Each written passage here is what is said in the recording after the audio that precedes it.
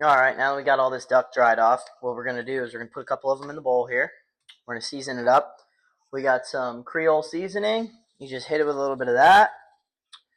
And then we're going to go crushed red pepper. Not too much because it gets a little spicy. Throw a couple more in there. A little more Creole. You want to make sure you get it on both sides. It's going to sit in here and kind of marinate for a little bit. Mix it around a little bit so it's all got seasoning on there. We're going to let that sit at room temp while we get everything else ready. That way we can get a good sear on it. You don't want to sear cold meat. So we'll let that sit out. I'll cover it and we'll get everything else ready. All right, you want medium-high heat, half a stick of butter. Save the other half a stick. So we're going to use that later for the sauce. This is high heat. You want medium heat. Yeah, it's too high. If it's smoking, your butter's going to melt. You don't want the butter to turn brown. All right, now that we got our butter melted and spread out, put the duck breasts in there. We're just going to lay them out. You want them to kind of sizzle just a little bit when you toss them in. This pan's kind of big, so we should be able to fit them all in there. Usually we cook inside, but it's nice out, so we're cooking outside today. So we're looking for a little bit of sear. We don't want to cook the duck all the way through because we're going to throw it back in a little bit. So we want to flip them over. We also don't want to burn the butter. Hey, don't eat that. So now that we got them seared on both sides, we're going to pull the duck breasts off. They're not fully cooked. You just want a little bit of color on them. We're going to pull them off here, and then we'll start throwing veggies in. All right, so now that we got the duck breast pulled off, keep the pan nice and hot.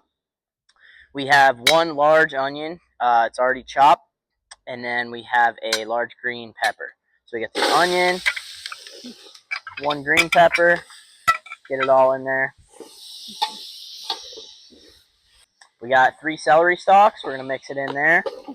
Give it a nice little stir. And then we have a whole clove of garlic already chopped. Put it in there. Give it a nice mix around.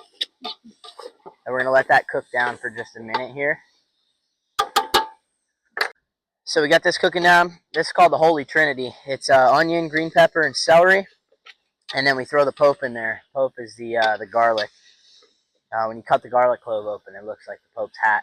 That's why they call it that. But this is starting to cook down now. So I'm going to go grab the tomatoes.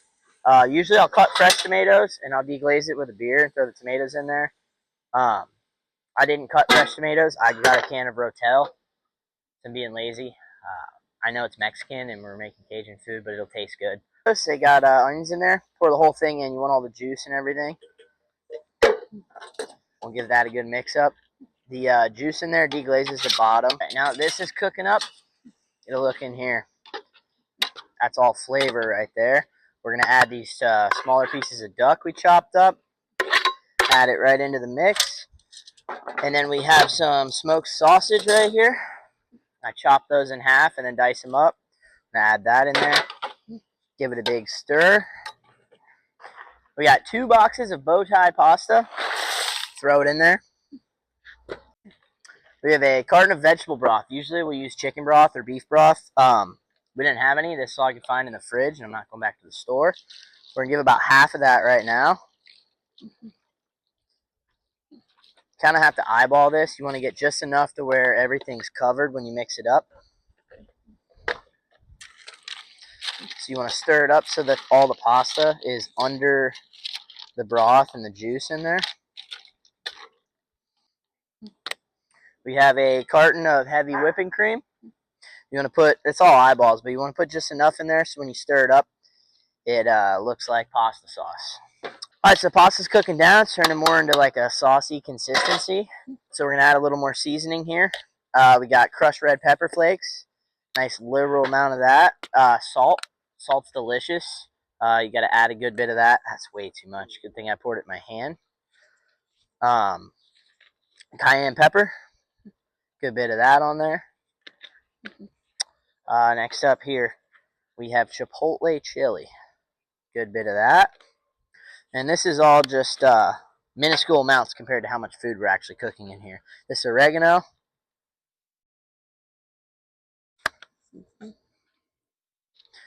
tiny bit of rosemary.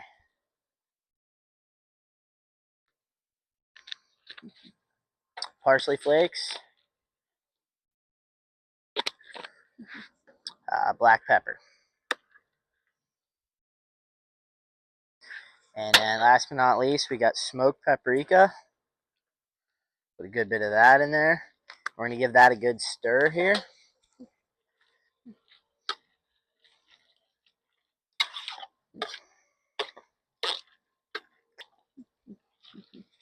All right, we got the seasoning stirred in there. That half a stick of butter I told you to save earlier, right here. Block of cream cheese. Whole thing goes in there. You can go ahead and kill the heat now. The pasta is not completely done. But what we're going to do, we're going to shut it off, mix that up, put the lid on, and the pasta will keep cooking for a little bit. So you don't want to get it overdone. You got to be kind of careful. I'll chop this up, mix it in a little bit. We'll throw the lid back on, and we'll check in when it's done.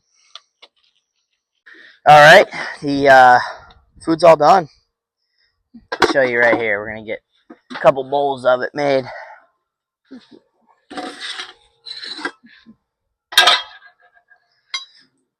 Switch hands here. How's that look? Awesome. Wow. It's my favorite.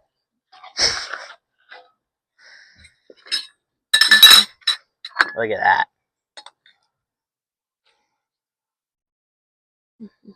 Some fresh Parmesan on there. There you go.